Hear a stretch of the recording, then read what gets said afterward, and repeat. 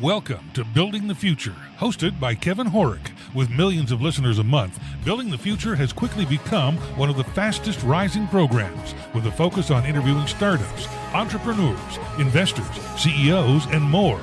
The radio and TV show airs in 15 markets across the globe, including Silicon Valley. For full showtimes, past episodes, or to sponsor the show, please visit buildingthefutureshow.com.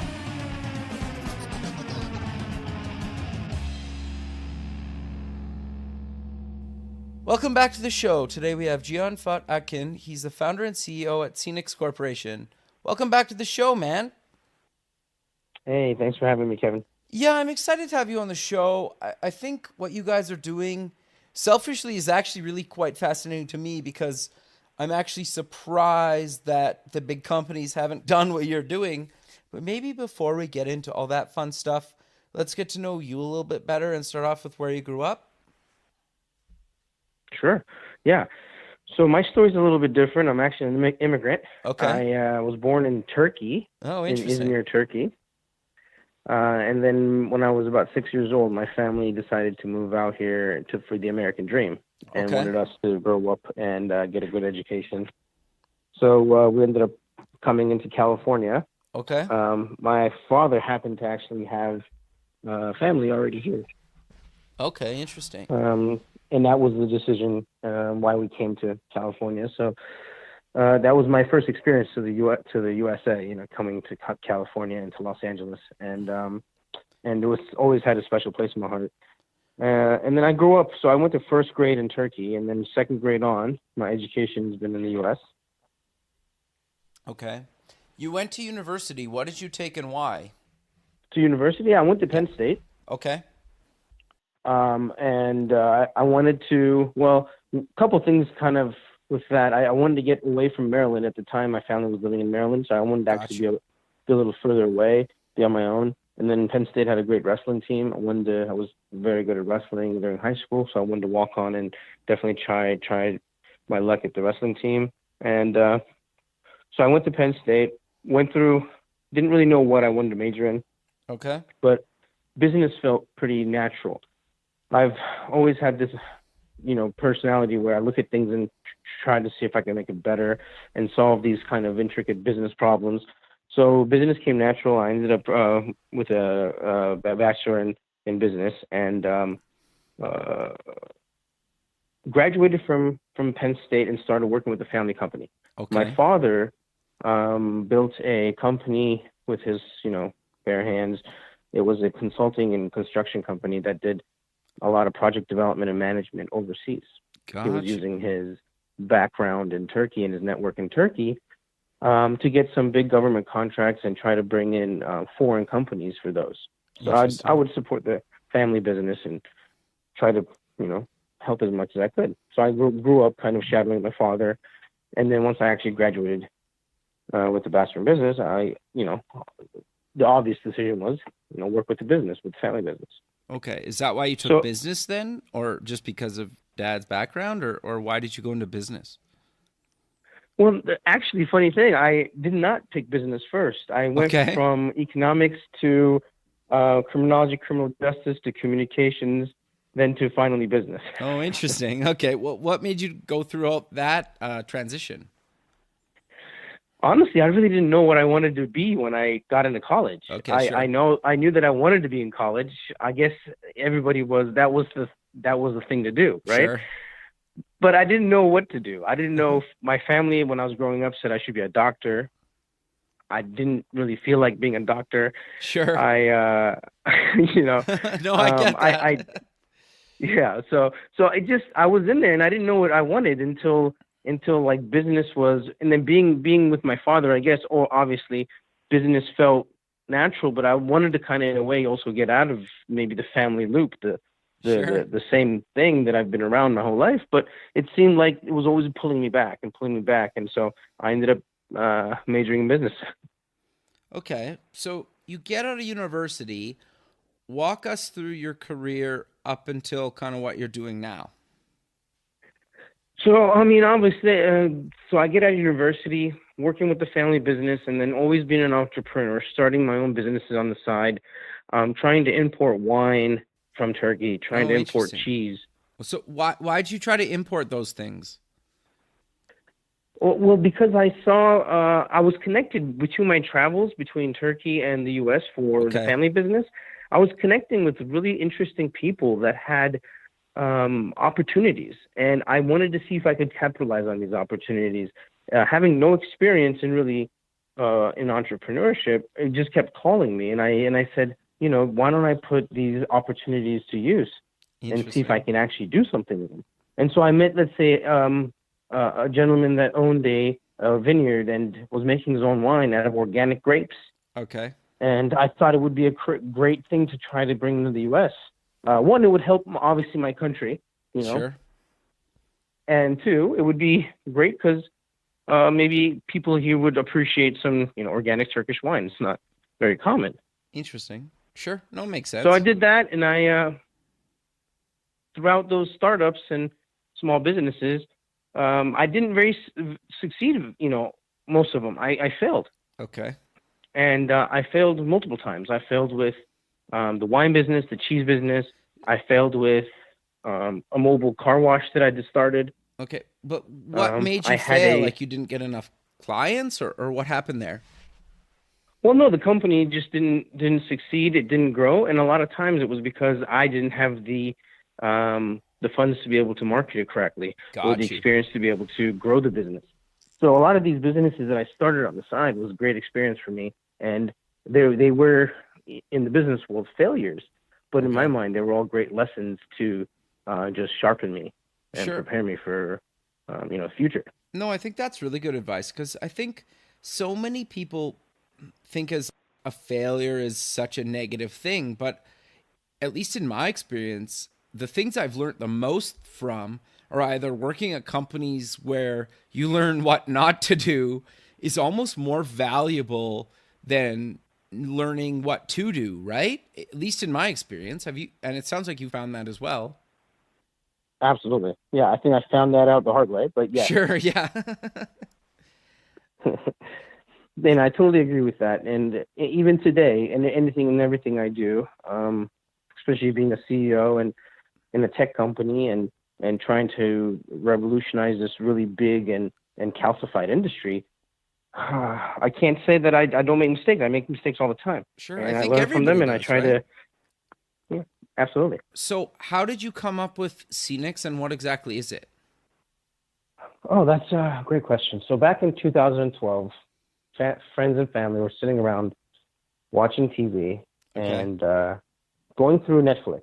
Sure. I remember sitting there and just scrolling through the titles upon titles upon titles that Netflix offered.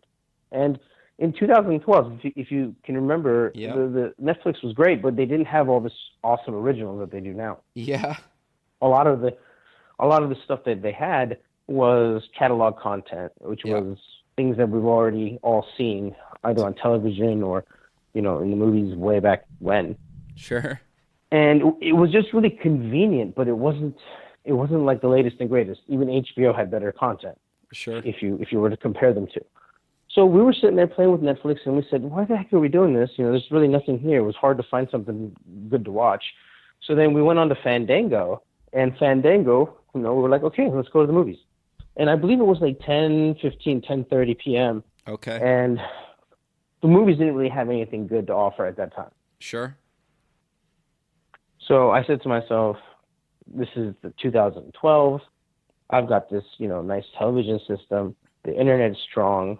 Why aren't we able to watch these movies that are coming out in theaters in the comfort of our homes? Sure. 100% agree. Immediately, yeah. And it seemed pretty obvious to me. But immediately my business mind took over and said, obviously, nobody knows how many people are in the room. Okay, so sure. They can't charge the tickets. And the reason why movies right now are coming out in theaters first, this whole theatrical window, it exists because they'd like to capitalize on per head tickets. They'd like to make as much money as possible. And then that window also dictates the value of content going downstream. Sure. Makes sense. And what I mean by that is when these guys are dealing with, your Netflixes, your HBOs, they're making deals based on how well the movie did in its theatrical window. Right. So all this, just thinking about all this, I said to myself, just being me, and I said, how could we fix it? How could this be fixed and create value in a way where we can actually sit home and be able to watch this movie the day it comes out in theaters in a way that everybody wins?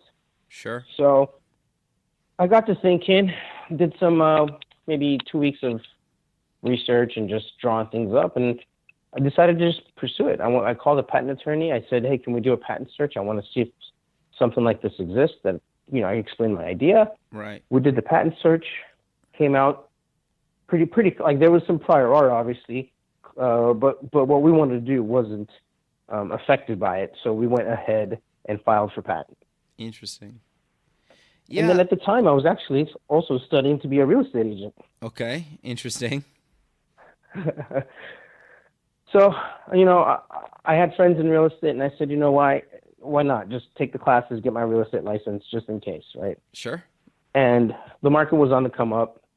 So I said, all right. And I was taking my real estate license classes, and I met a gentleman named Dayun, who became my first CTO. Okay. How did you guys meet? And, just out of curiosity. We met in class. Oh, okay. Okay. What I had done is I had made these little pamphlets that I would give to all the students and people I met in class, and kind of do some market research, get their feedback on this idea that I had, right? Okay, sure. So then I just passed them out, and everybody loved it. But then Daniel was the only one that challenged me and said, "Well, how are you going to do this? And how are you going to do that? And how are you going to, secure it?" And the funny thing is, I never had an answer. So I was like, good question. I'll get back to you on that." And I'd go home and do the homework, and come back the next day or like the next class session, and say, "Hey, I got an answer for you." And I would respond. I'd give him the answer. Interesting. And so we went back and forth. We became friends. And we ended up getting our real estate license, and we looked at each other and we're like, "So are you going to sell houses?" And he's like, "Nope." "Are you going to sell houses?" I was like, "Nope." We're going to do XCINEX. So we started putting together the pieces, and I started cold calling studios. Okay. So while Dayun is like coding away, and I'm like ordering parts from Alibaba and other websites to put this sensor together. Wow. In my parents' basement. That's amazing. Yeah, I'm also cold calling studios every day on a daily basis. Okay, how did that go? Oh, it went nowhere. I mean, who the hell am I, right? So these guys are.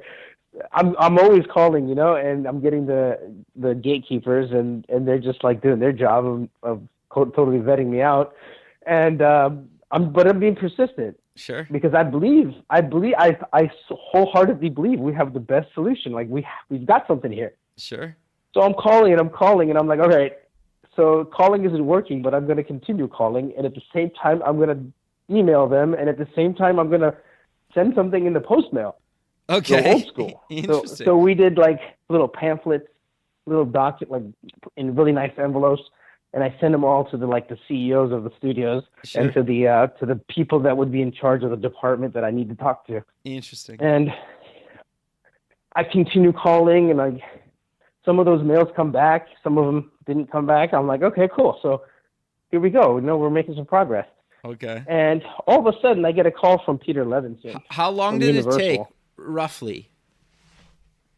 Oh, it took at least 4 or 5 months of just pursuing.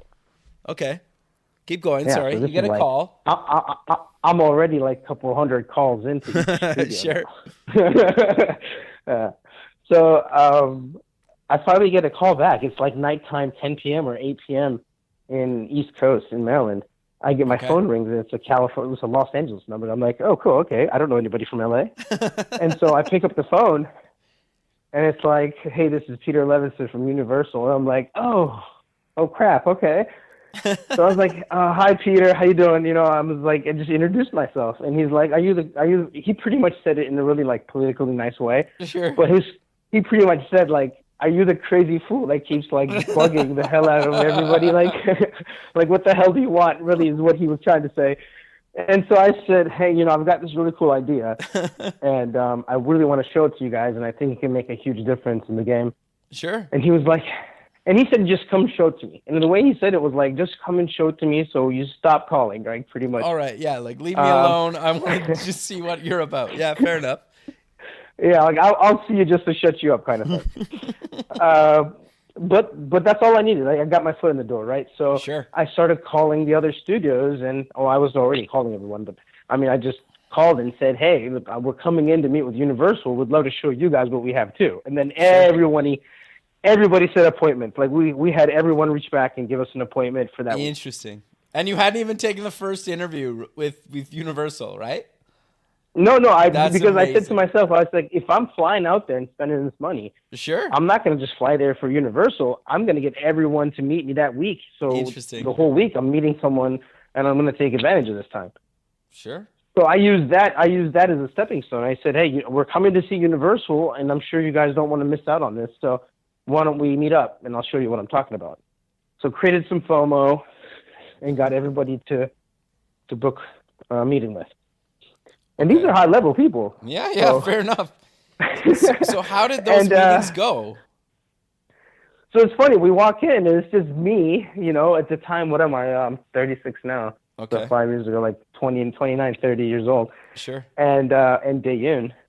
And Daeyoon barely speaks English. Like, he has a heavy, heavy Chinese accent. Okay. And I'm like, okay, it's just us two. We got this. So we go in, we set up this little demo that's like, if you saw it, you'd be scared because it looks so bad. Okay. The sensor just looks, it looked like it came out of a basement. That's exactly what it looked like. So, but it worked. And we set it up and we showed it to everybody. And I told everybody the vision and what we wanted to do. And I saw people's eyes light up and smiles like from ear to ear. And it was really welcomed. But obviously there was no product. It was just an idea, right? Sure. So the studios were like, okay, interesting. This is the first time something like this came to the door. And although this is like something that we can't commit to and it's far from being real, it's a pretty clever idea, kid. Like, good job, kids. It was kind of like a pat on the back and interest. Interesting. We got a lot of interest, but there was no commitment. There's nothing, right? Okay. So we went back to the drawing board and we said, well, that's all I needed really as an entrepreneur. Seeing everyone's eyes light up and seeing everybody interested and like believing in the vision, even if it was for like a split second, is all I needed. Sure. So I jumped in, full on, and we were developing the product, and we got bottlenecked because now we're like in over our heads. Okay. We don't have the resources to do this, Sure. So trying to figure out what to do. Next thing I know, there's a gentleman in my mom and dad's kitchen asking for a glass of water. Okay. My first time meeting him. Turns out he's a Johns Hopkins Science major. His name is Ahmed Shinar. Okay. He's into politics, and he's just visiting my dad to talk about politics in Turkey. Interesting. Okay. It's very interesting. And so I had just graduated from the basement to the garage and then leaked into the kitchen. Okay. So we got stuff everywhere. It's pretty awesome. Sure. It's just like this literally is like a little movie that we're living.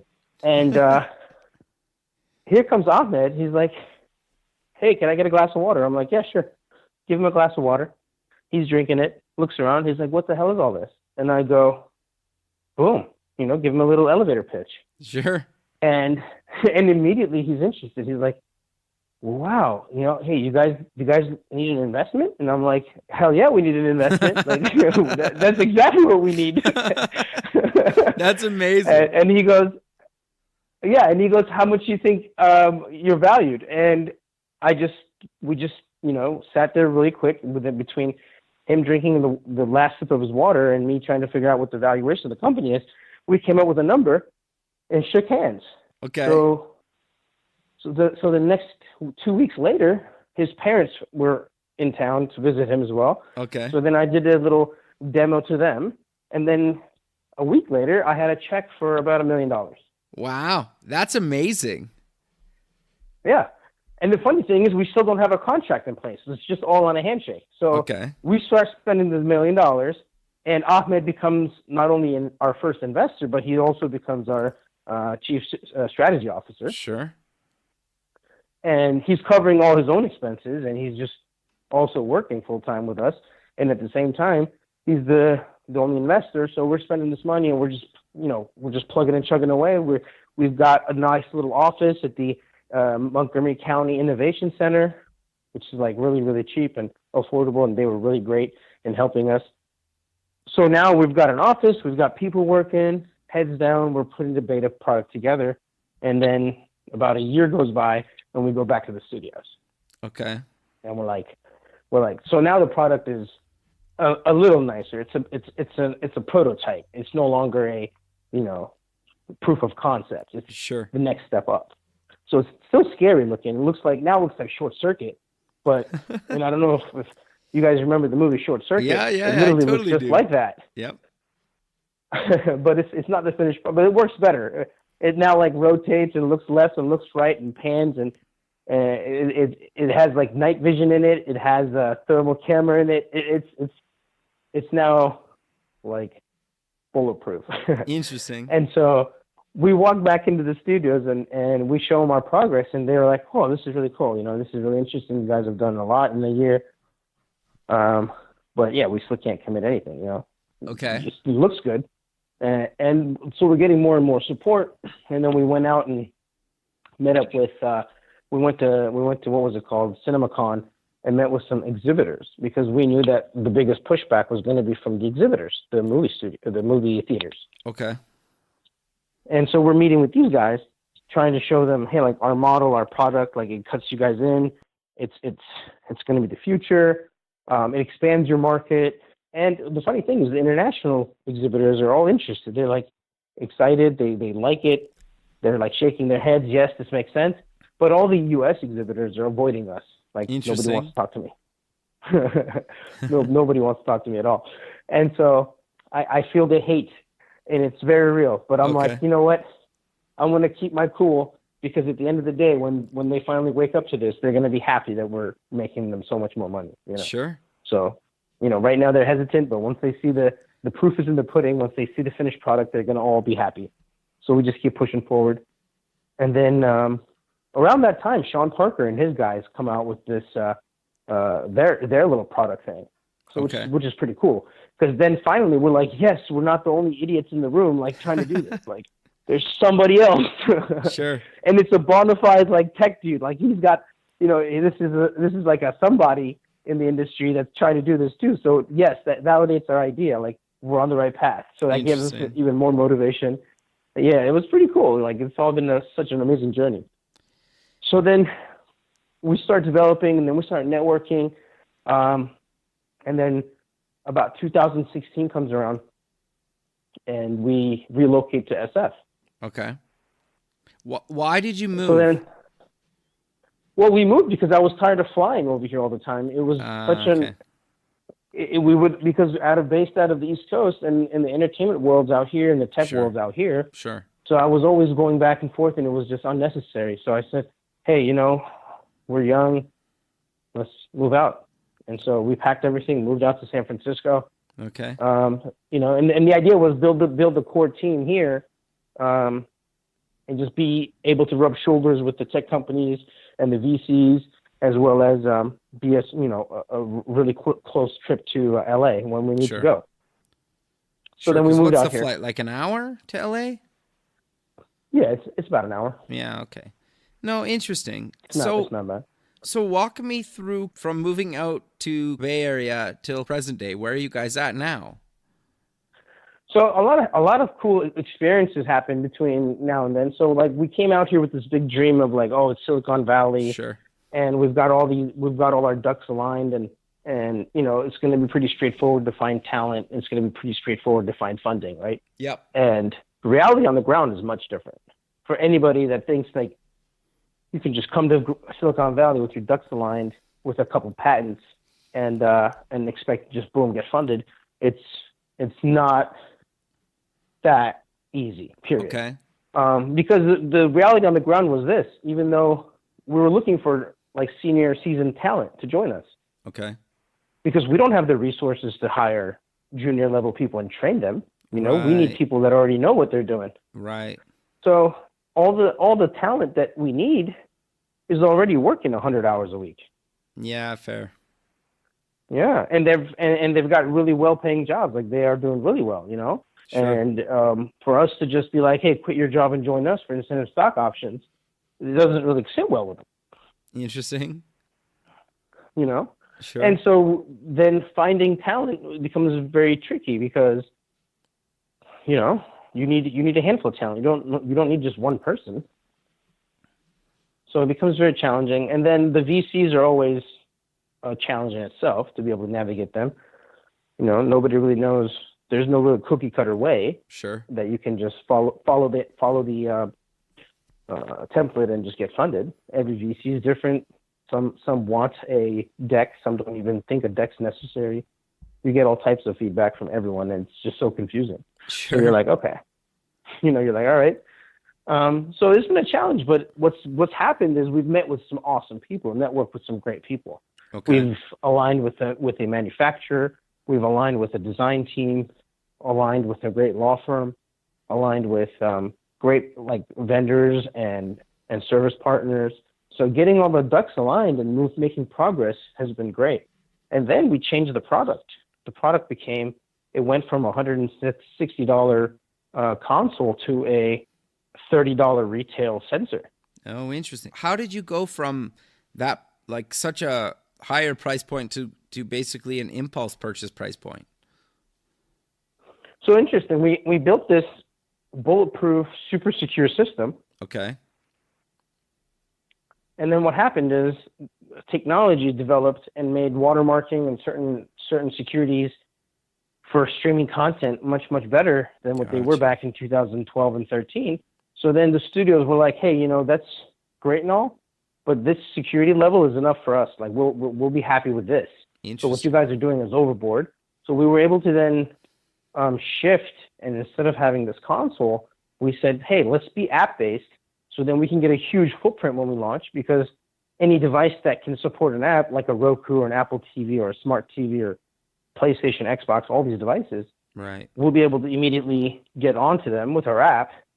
And then the sensor could just be a very small, you know, independent sensor that would just sit on top of the TV, super small, and be able to do what it does. So that way the idea was like, hey, now it's a really good price point where everyone can, you know, enjoy this service.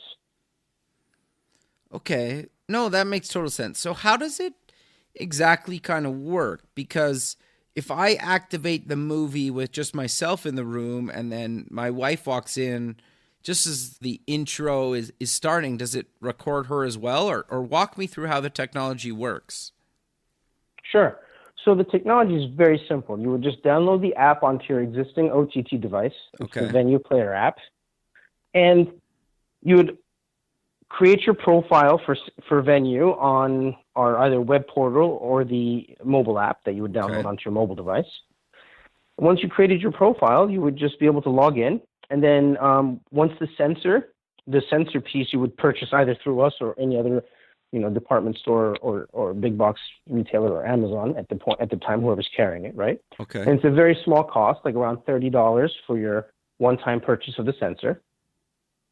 You would just mount that on top of the TV and just power it up. And it's Wi-Fi. If you don't have Wi-Fi, there is a Ethernet cable, you know, a plug. Got you. But, you know, Wi-Fi. So then what you would do is once you actually log into the app to create your profile, once you create the profile and everything, it'll actually give you a QR code that is all the credentials that the sensor needs to log into your own network. So then you would just show that QR code to the camera and it would, or to the sensor, right? And it would just connect to that same network that the player app's on, that your OTT device is on, you know, the home network. Yeah, makes sense. So then it's the rest is very simple. You would just pick a movie from the platform, and then it would just tell you how much the ticket price is per person. You would buy as many tickets as there are going to be viewers. Either everyone can buy their own tickets, or one person can buy all the tickets. Got you. And then you would just hit play, and it would play. So as soon as the movie starts, that's when the sensor starts to do its thing. What it does is simply checks for number of people. and it doesn't send the picture of the room to anywhere. It does all the analysis on board. All it does is send the server the session ID and the number of people detected. So if it's 5, it's just going to send a number 5 and then the session ID. Okay. And therefore, so at that point, go ahead. Your picture, like the picture of your living room, is not being sent over the internet for it to be analyzed on the cloud. It's all being done on board. So then and then immediately once it's analyzed, it's deleted from memory. So there's no way in really getting access to that image. Okay, interesting. Well, think of like Snapchat type of. I always compare it to like Snapchat. No, that makes sense, because I think the thing that's been kind of aggravating to me over the years is you want to see the latest movie, but you don't want to wait hours in line. And I know there's VIP theaters where you can buy tickets and stuff, but sometimes you either are too late or whatnot. Why can't I watch a movie that comes out tonight? It's Friday night. Like, why can't I watch the latest movie that comes out tonight from the comfort of my home if I'm willing to pay for it, right? Because I've done it where I've, torrented a movie the night that it comes out so I can watch it at home so I can see it. And then I end up going to the theater to see it again. And then I end up buying it on Blu-ray, right? So I never understood why I have to always go to the theater at least night one or the first few opening weekend, right? Where you guys are basically solving that problem, right? Absolutely. Yep. And the other problems that go along with it. So like you said, a lot of people don't live, right down the street from a movie theater. A lot of people need to actually commute to one, like drive to one, or 16 million people any given day in America have, 16 million households have children. So they need a babysitter.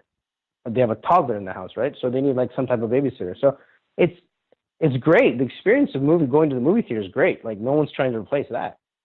But those people that can't make it out, either to a movie theater or to a live event, they shouldn't be deprived of the experience or the entertainment because they're too busy or they're handicapped or they have a baby or they live too far. Like, these are problems that were problems back in the day. Like, with the technology of today, those shouldn't still be a problem. These shouldn't be issues that consumers have to face.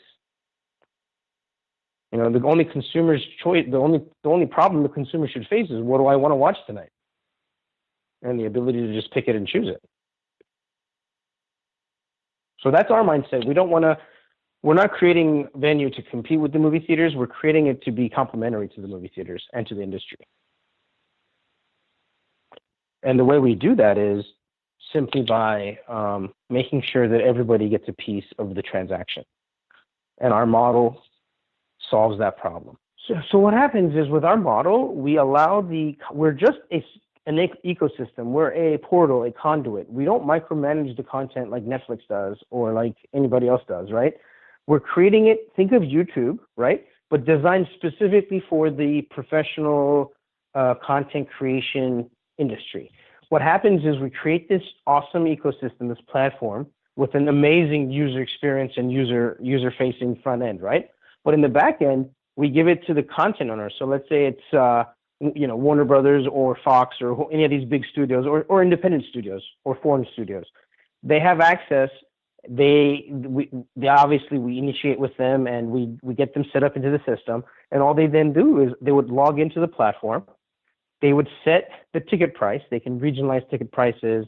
They can set ticket prices. So they have full control. And then they would set the date that they want the content to be available on the system. They could set the start date, the end date. Everything is customizable.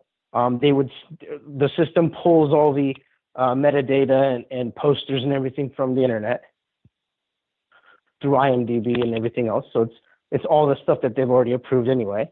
So then they would just set the system, and it would be in their control, and then the content would be available.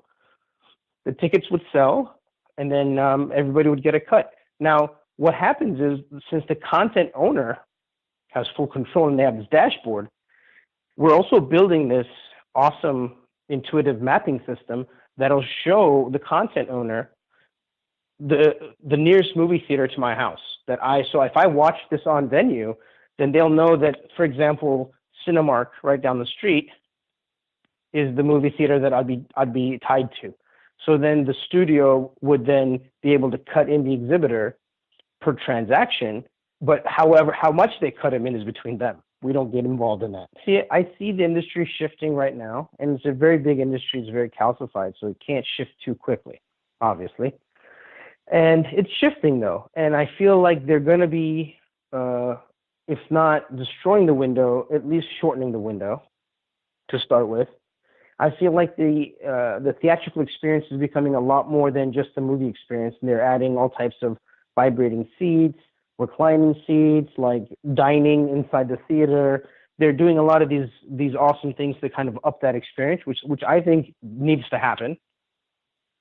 Because going to the movie theater is like an event, whereas if I can't make it out, I should then be also able to be at home, and if I'm able to or willing to pay the premium, have access to that content from the comfort of my home.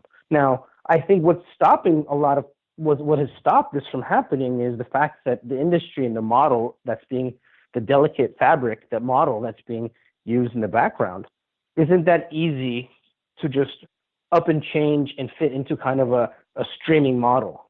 Just because the entire industry is based on this per person ticket, box office, opening weekend, dictates the value of content going downstream, it can't just up and switch that. So that's why we've created this product to seamlessly fit into that model, whereas other products that are offering like a premium VOD window where they're saying like you can pay $50 and watch it, but you can have up to 10, 15, however many people in the room, is another option that people have been talking about to do this. And what we've said is, yeah, of course you can do that. You can that's pay-per-view pretty much. Like you can make it $100, But what's to stop you from like maximizing on revenue? Like what if there's 10, 15 people in the room? What if there's one person? He's not going to pay $100. Yeah. So it's like how do we create this system where it benefits everyone, gives the consumer the best experience possible, but then doesn't cannibalize any of the players in the industry? So that's been our focus from day one, not to cannibalize anyone, but to be an additive service, an additive product, because we believe the consumer, if they're willing to pay a premium, deserves to have access to the goods, the service, whatever it is they want, right? So how do you guys monetize the platform then? Yeah, we're a cost plus model. We take a very small percentage of the ticket revenue.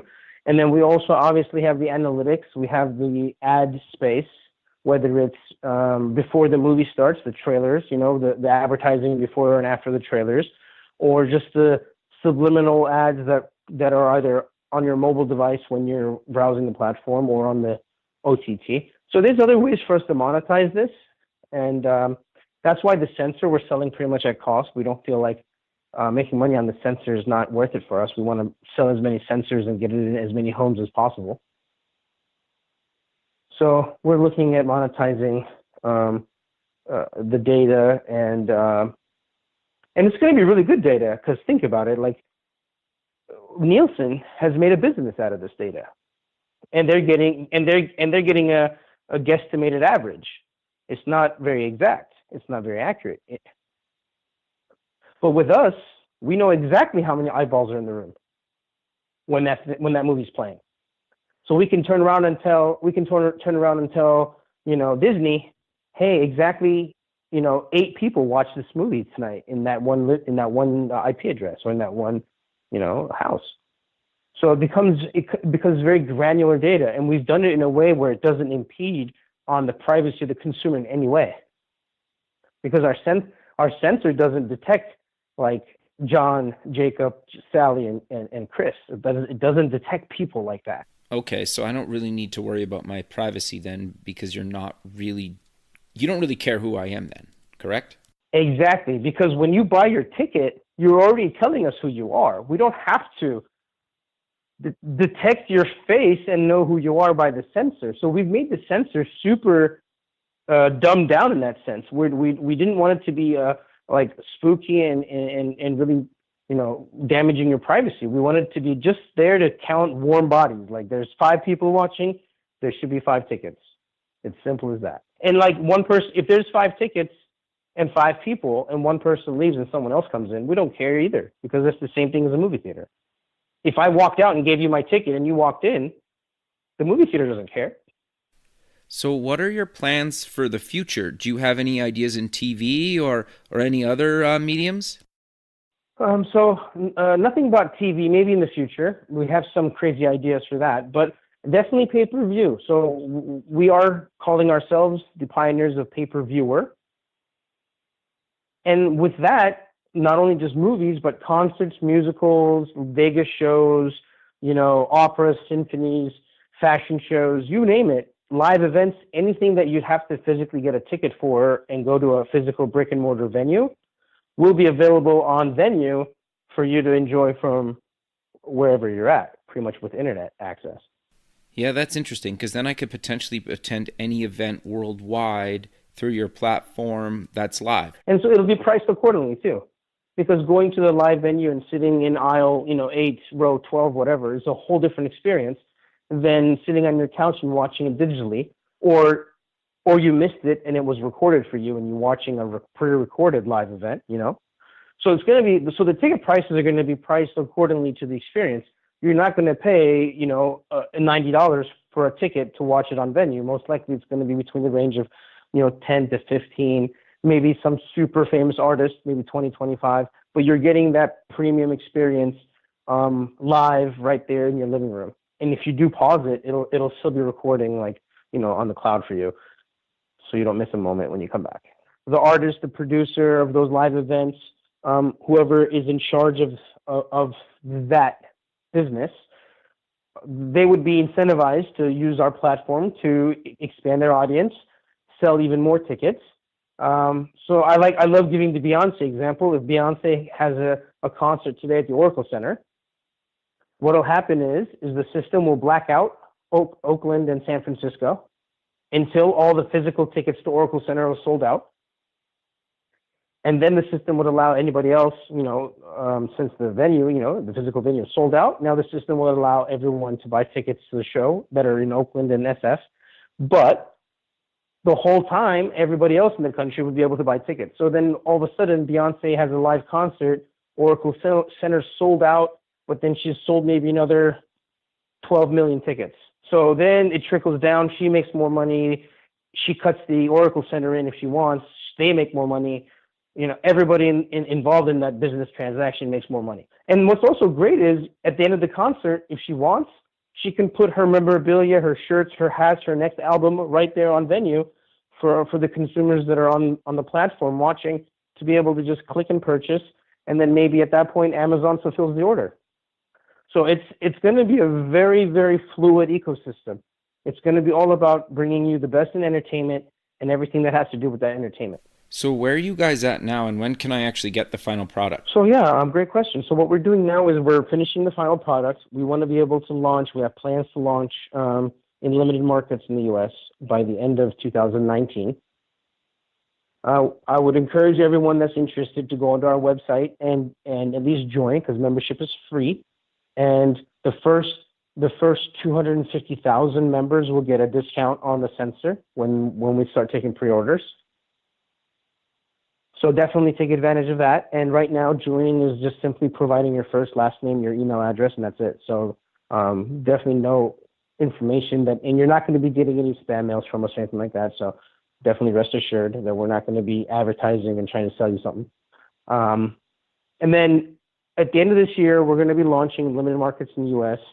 just to show all the content providers and all the potential movie theaters and everyone involved that, look, this model is going to work. It's going to create additive revenue. It's able to do all the things that we promised, right? So be ready for that, everybody. And then on top of that, we're looking to work with every single studio in the world. So it doesn't matter. We want to level the playing field. It doesn't matter if you're Disney or you're some small studio in India or Europe or Asia. We want to work with you. We want to be able to carry your content and provide it to the dispersed melting pot of people in the U.S., Latin America, anywhere in the world. So what happens is these smaller studios, as long as they're professional content creators, we want to work with them. I guess it's another way that you could eventually let people watch content and pay for content for events and movies in other parts of the world that you'd never be able to see, but you'd like to attend day of, right? Absolutely. No, absolutely. So that's exactly why we're doing this. And also, we believe that consumers, there's a really powerful thing called nostalgia that you can tap into. Like for me, I'm from Turkey, and when new movies come out in my country, that local domestic movies, I don't ever see it. I never have access to them. And same thing with Indians and Europeans and Asians that live in this country, and Africans and anywhere, right? We're a melting pot, and this is not just the U.S. anymore. The whole world's a melting pot at this point.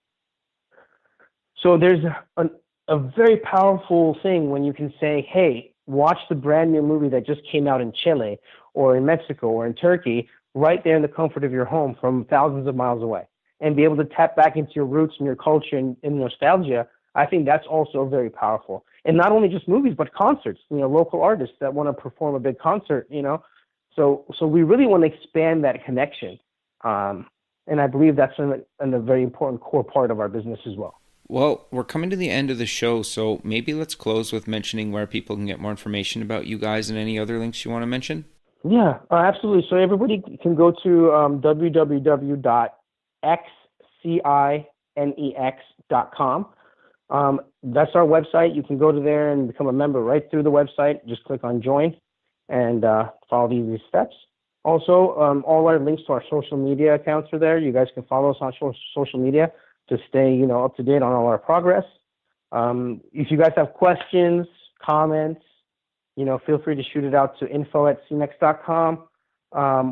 And we're really quick on getting back to customer or, our members or potential consumers about, anything, any kind of question that they want to ask about the system or the model, or, pretty much we're open to answering those questions. And we're very excited. Yeah, we're looking forward to 2019 being a big year for us. And this has been an amazing journey. And I think it's going to be an exciting couple of years. The next couple of years is going to be super exciting for us. Well, man, thanks again for doing this. I really appreciate you taking the time of your day to be on the show, and I look forward to keeping in touch with you, and have a good rest of your day, man. You too. Thanks a lot, Kevin. I really appreciated it. Thanks. Bye. Thank you. Thanks for listening. Please visit our website at buildingthefutureshow.com to join the free community, sign up for our newsletter, or to sponsor the show. The music is done by Electric Mantra. You can check him out at electricmantra.com and keep building the future.